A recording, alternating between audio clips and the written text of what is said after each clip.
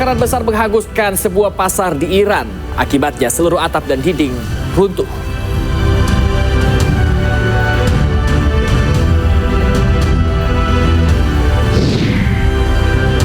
Suasana haru dan emosional mewarnai pertemuan 12 warga Palestina dengan keluarga mereka usai kembali ke Gaza.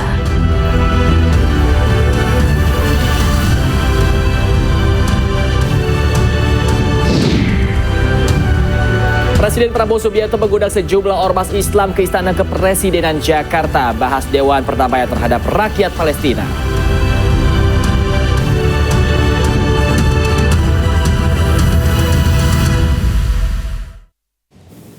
Anda masih di Anyus Pagi bersama saya Yasmin Natania dan rekan saya Bayu Pradana. Demikian tadi dalam berita pilihan dalam Anyus Pagi hari ini. Kini kita ke informasi berikutnya dari dunia. Maksud kami dari mancanegara, pemirsa, kebakaran besar menghanguskan sebuah pasar di Iran. Ya, akibat kebakaran ini pemirsa seluruh atap dan dinding pasar runtuh.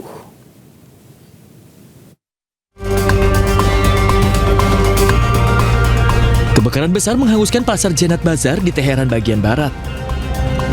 Kepulan asap tebal membumbung di atas toko-toko yang hangus terbakar.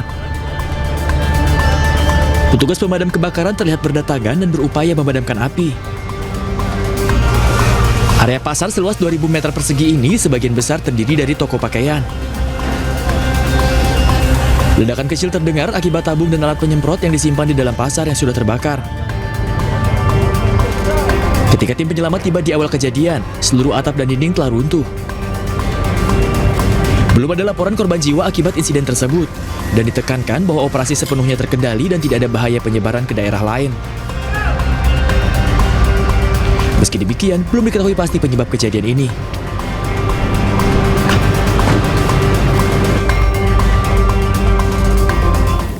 Tambang koltan di lokasi pertambangan Rubaya di bagian timur Republik Demokratik Kongo runtuh pada Rabu lalu.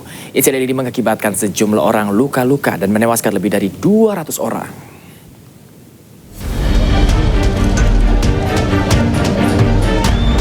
Lebih dari 200 orang tewas dalam insiden runtuhnya tambang koltan di lokasi pertambangan Rubaya di bagian timur Republik Demokratik Kongo.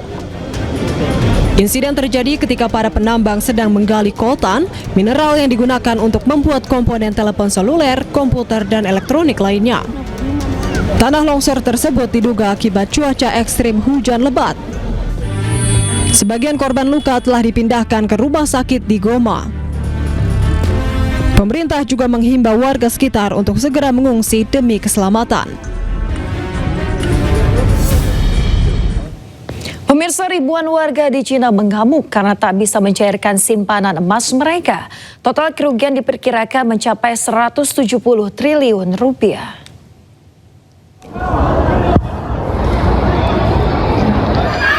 Ribuan investor berkumpul di luar kantor platform Jiworu atau JWR di Shenzhen. Mereka menuntut pengembalian dana mereka setelah gagal menarik simpanan emas mereka dengan nilai kerugian diperkirakan mencapai 170 triliun rupiah. Situasi sempat memanas dan terjadi gesekan dengan aparat. Situasi kian memburuk ketika harga emas terus melonjak, memicu gelombang penarikan besar-besaran oleh nasabah. Lonjakan penarikan dana yang tiba-tiba ini mendorong platform investasi digital seperti JWR ke dalam krisis likuiditas yang parah hingga tak mampu penuhi permintaan nasabah.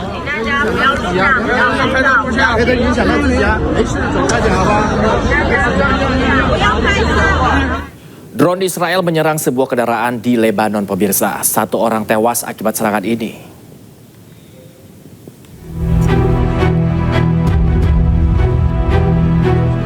Drone Israel menghantam sebuah kendaraan yang sedang melaju di kota Ansariyah, Lebanon Selatan. Serangan ini mengakibatkan 1 orang tewas dan 4 lainnya luka-luka. Militer Lebanon dikerahkan di dekat sebuah mobil yang hangus, sementara tim pertahanan sipil menyemprotkan air ke puing-puing mobil. Menurut laporan media lokal, drone Israel menargetkan sebuah mobil di dekat Universitas Phoenicia di Ansariyah dan jalan raya yang menghubungkan Zahrani dan Tire. Tentara Israel mengeluarkan pernyataan bahwa serangan udara tersebut menargetkan seorang anggota Hizbullah di daerah Ansariyah. Mereka juga mengklaim bahwa serangan itu sebagian tanggapan atas apa yang mereka sebut sebagai pelanggaran berulang Hizbullah terhadap kesepakatan gencatan senjata. Israel dan Hizbullah menyepakati gencatan senjata pada 27 November 2024 lalu. Namun Israel terus melakukan serangan sporadis di Lebanon dengan alasan serangan tersebut menargetkan infrastruktur dan personel Hizbullah. Pasukan Israel juga melakukan serangan udara dengan rudalnya di Lebanon Selatan. Serangan diklaim menargetkan sebuah bangunan yang dianggap menjadi tempat kelompok Hizbullah.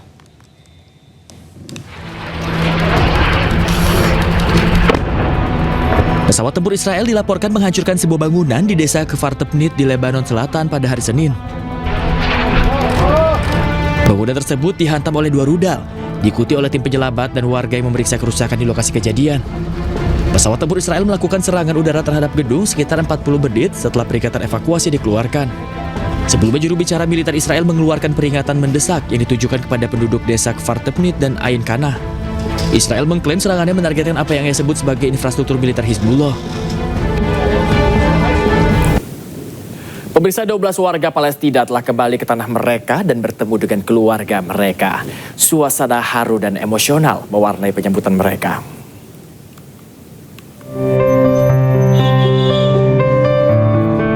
Bus pertama yang membawa 12 warga Palestina yang kembali, termasuk wanita dan anak-anak yang tiba di kompleks medis Nasser telah melewati perbatasan Rafah.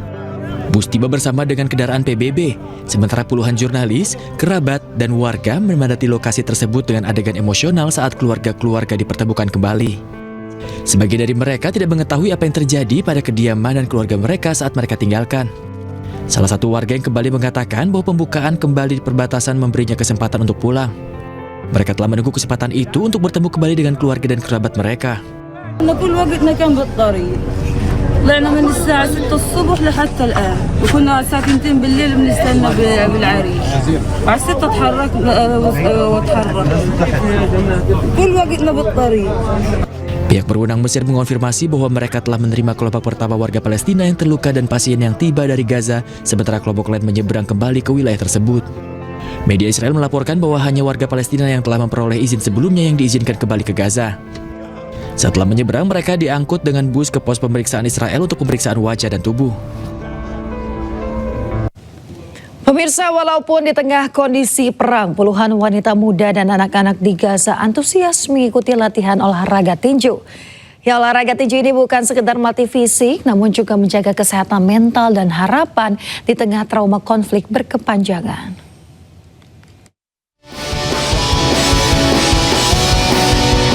Di tengah kondisi perang dan keterbatasan di Gaza, olahraga tinju menjadi salah satu cara bertahan hidup.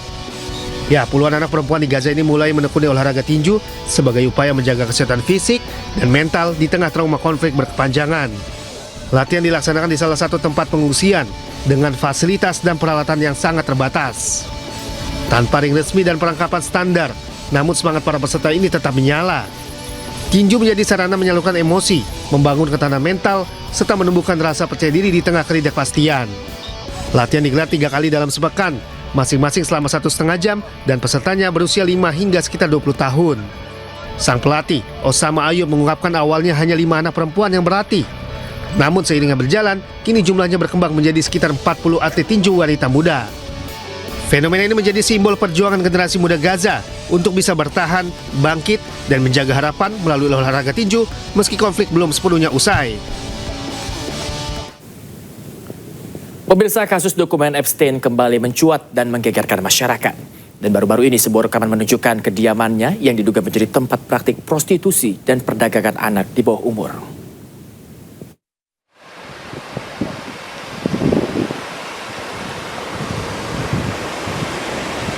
Anggota Partai Demokrat di Komite Pengawasan DPR menerbitkan video dan gambar kediaman pribadi milik mendiang pengusaha keuangan Jeffrey Epstein. Rekaman yang diambil di Little St. James atau yang dijuluki Little St. Jeff di Kepulauan Virgin Amerika Serikat menunjukkan sebuah villa besar dengan kolam renang yang menghadap ke pantai Karibia dikelilingi oleh tembok, batu, dan berbagai patung. Bagian interiornya menampilkan lukisan, foto, dan berbagai barang koleksi. Komite Pengawasan Demokrat merilis lebih dari 150 foto dan video kediaman Epstein dengan menyatakan bahwa materi tersebut menunjukkan gambaran mengerikan di balik pintu tertutup Epstein. Anggota senior komite tersebut, perwakilan Robert Garcia, juga telah menuntut catatan keuangan Epstein dari hingga 20 bank dan mendesak Presiden Donald Trump untuk merilis berkas-berkas Epstein yang tersisa. Presiden yang namanya telah muncul dalam dokumen-dokumen sebelumnya telah membantah melakukan kesalahan apapun terkait Epstein pada beberapa kesempatan. Jeffrey Epstein meninggal di penjara pada tahun 2019 saat menunggu persidangan atas tuduhan perdagangan seks. Miliarder yang telah meninggal itu sebelumnya telah mengaku bersalah atas praktik prostitusi, termasuk terhadap anak di bawah umur dan dituduh menjalankan jaringan besar gadis-gadis di bawah umur.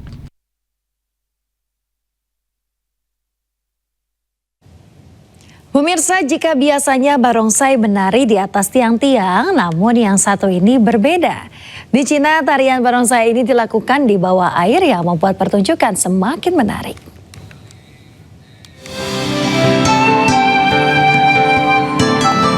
Ada yang berbeda dalam rangkaian perayaan Tahun Baru Imlek di Shenyang, Cina tahun ini. Jika biasanya pertunjukan tari singa atau barongsai dilakukan di atas tiang-tiang, namun kali ini dilakukan di dalam akuarium raksasa.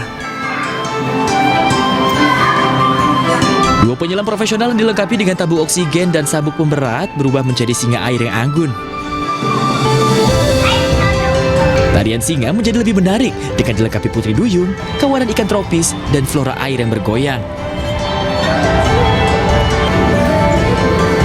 Akuarium pun disulap menjadi panggung pertunjukan yang dihiasi ragam ornamen khas budaya Tionghoa. Selain menjadi hiburan, pertunjukan ini juga menjadi media untuk melestarikan budaya Tionghoa yang dipadukan dengan seni modern.